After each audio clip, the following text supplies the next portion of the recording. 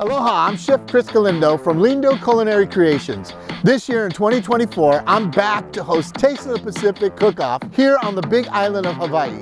This year we have chosen 4 talented chefs from around the island. These 4 elite chefs will go head-to-head to compete against one another for this year's winning title. All chefs will be given 1 mystery box, each containing all different types of unique and local ingredients. The challenge of this will be to come up with and create a dish good enough to impress 3 of our judges at the end of the 45-minute time cap. Oh, and guess what? We might just throw in a hidden ingredient right into their mixing pot without them expecting. Okay, so let's get started and find out what's inside the mystery box today.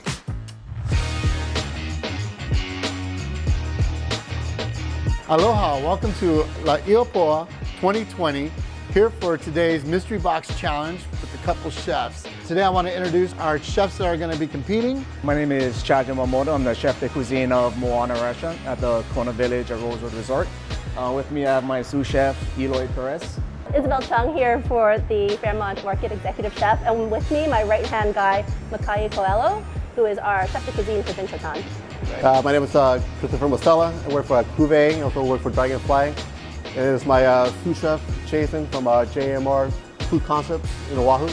Hi, aloha. My name is Mark Augustin, representing Fat Boy Kitchen. I have here today my sous chef, Jason Jerde. How do I feel about competing this year? It was a little nerve-wracking, right? Not knowing what we're going to get. But that's what we live for, you know. We're adrenaline junkies. I think I know Chef Chad. He's pretty well up there, and to be competing side by side with him it's an honor. So this is what we have. These are our mystery boxes. Le'apua 2020 basically put all these together for you guys. Okay, we're gonna go through the ingredients, and then you're gonna have 10 minutes to plan your meal or your plates, what you're gonna do, the taste for our judges. You guys have knives ready? You guys can go ahead and open up the box. Oh my gosh. That's a big guy, big knife. I know, I'm the same way. 1 piece of paper. Yeah, what do you see? Woo! Big Island Party Mix Delight. What do we have right there? Some spinach. Fresh spinach. We have some ulu, local ulu that's been frozen and pre-cooked. We got some enoki mushrooms, some tangelo. Local tangelo. And that is it. And ume. Yep, you have some ume skirt steak. Skirt steak. All right, so right now I'm gonna give you guys 10 minutes for you guys to conceptualize your dish with your sous chef. Got it? Yeah. All right, so we're gonna go ahead and start our clock now. You guys ready? We're ready. 10 minutes starts. All right, we're going to give you 10 minutes starting now. Okay. So one of my thoughts on the mystery box ingredients was He wanted fish. I was expecting seafood. You know, being in Hawaii, I was expecting seafood. I was expecting ulu. Ulu for sure. The flank steak. It was local and super fresh. You could see how red the meat is. Conceptualizing on the way here, so opening the box and he mentioned skirt steak earlier, and it was skirt steak, and we were on it. We were just ready to go. It's everything I thought wasn't gonna be. Or Lobster. Where was my lobster? Where was my kampachi? Where was my lobster?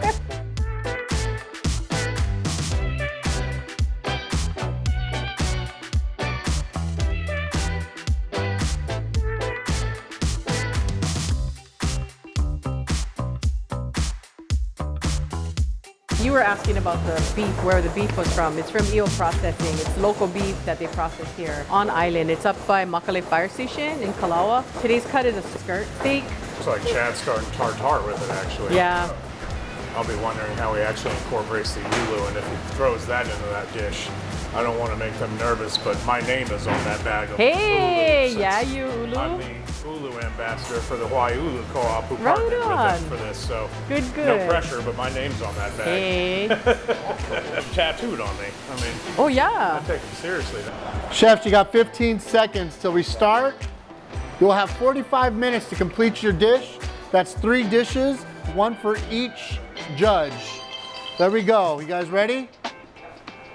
Okay, cooking starts now.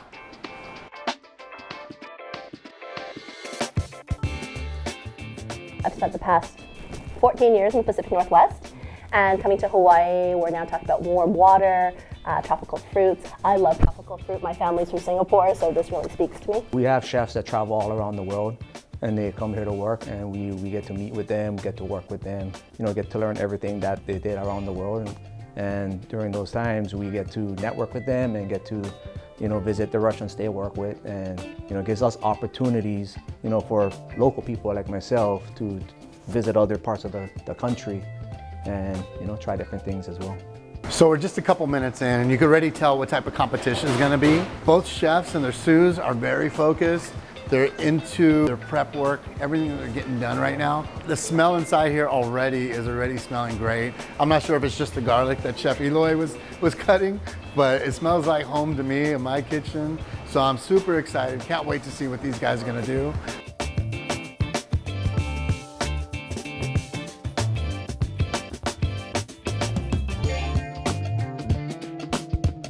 Really appreciate all the abundance of locally grown produce, proteins, and we actually love to incorporate that into a farm-to-table concept. The culture, the culture out here, you can't get anything better than fresh out here.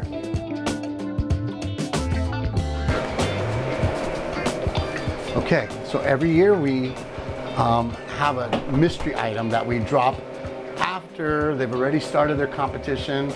When they're right in the heat of things, we like to add one more item, one more ingredient that they need to add to their plates.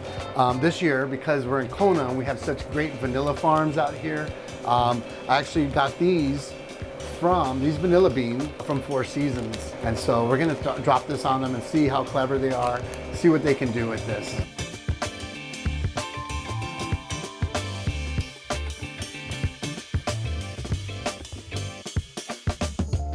Chefs, you have 25 minutes.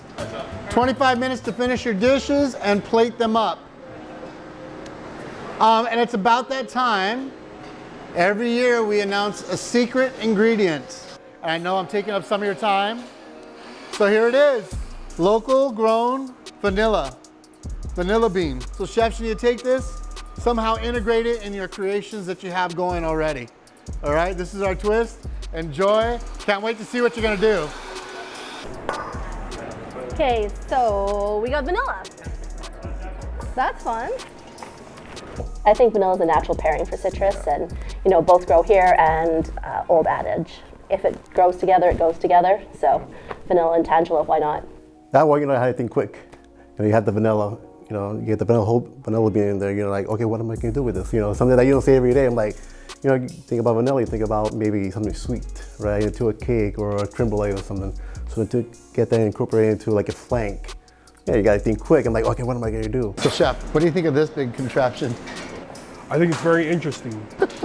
Trying to think of how I can spin a savory cotton candy. I know, unless they're gonna make a dessert, who knows? I've never seen a cotton candy used in competition. That's why I'm super excited to see what they do. You guys are firing that up, right? Yeah. All right. Awesome, there we go. There we go. It's on. Cotton candy, we'll see what we get. What would you do? I don't know. It's a tough one. I would try to do a savory type of cotton candy. I would try to do like a fish sauce, like a glaze, like you would do like a fish sauce glaze. That might work. And I would put the skirt steak on a stick, on a skewer, dip it in the glaze, and see if I can get that to spin. Yep, that would be nice. I've been thinking about that for the last 20 minutes when I saw this the first time. How would I use that? That is awesome. That's exciting. I mean, something different. It's going to be an interesting one for sure. Yeah, for sure.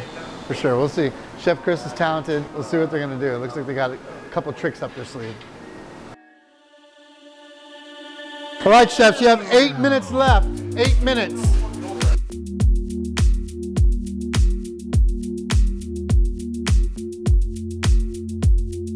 It's 45 minutes total? 45 minutes. 45 minutes in a restaurant is like 2 ticket rotations. They have to do everything from scratch. Right? I mean, our entire careers are built around, managing our lives in time increments. It's all about timing. This is wild. I don't know if they're going to make it. You guys going to make it? All right, maybe. All right, chefs, we have 2 minutes left on the clock.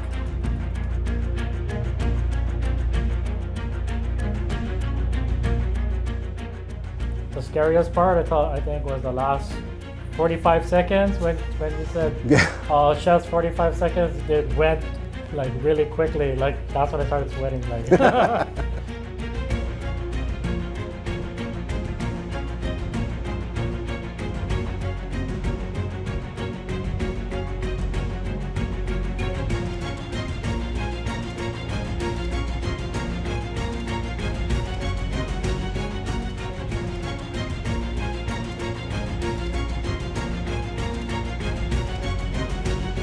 5, 4, 3, 2, 1.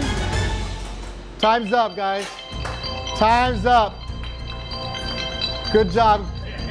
You guys did it.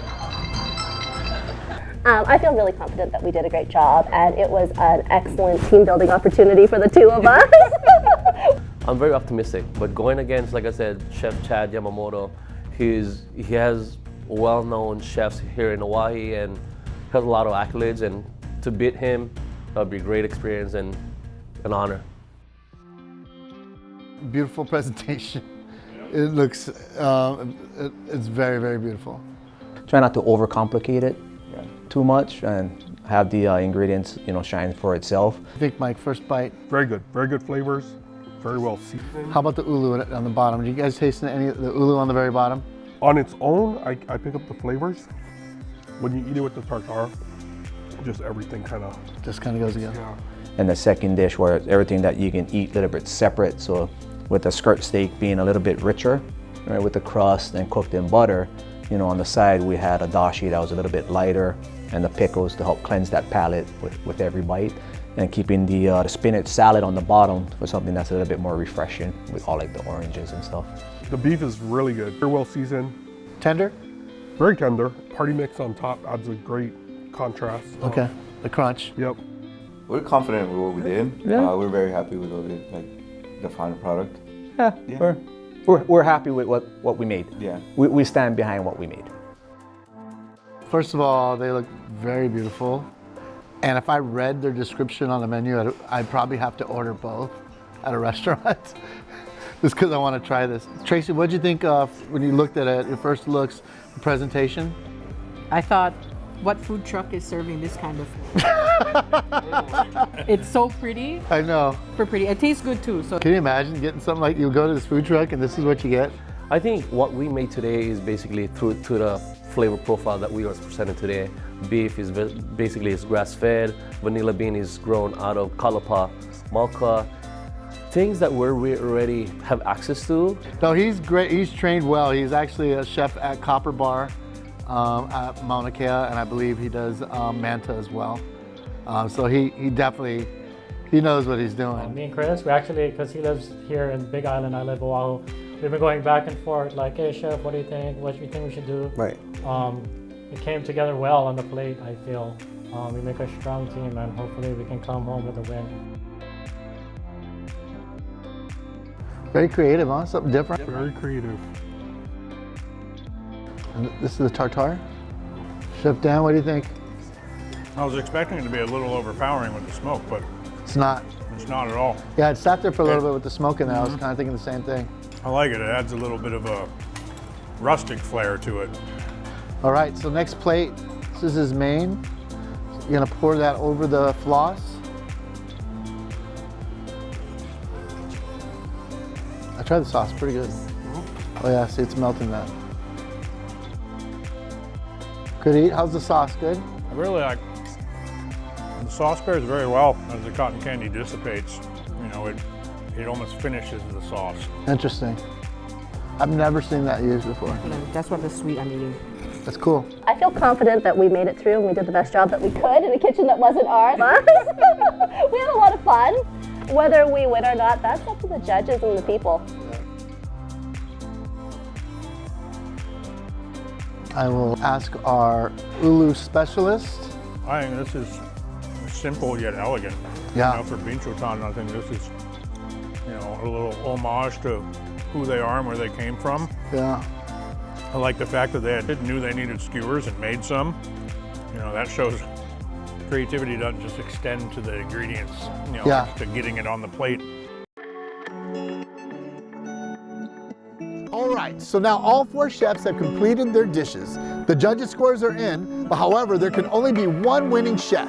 So come and join us in person at the Kua'uli Pacific and Asia Cultural Festival, where along with your votes, we will crown this year's winner of the Taste of Pacific and Asia Mystery Box Challenge. Mahalo, and we can't wait to see you there.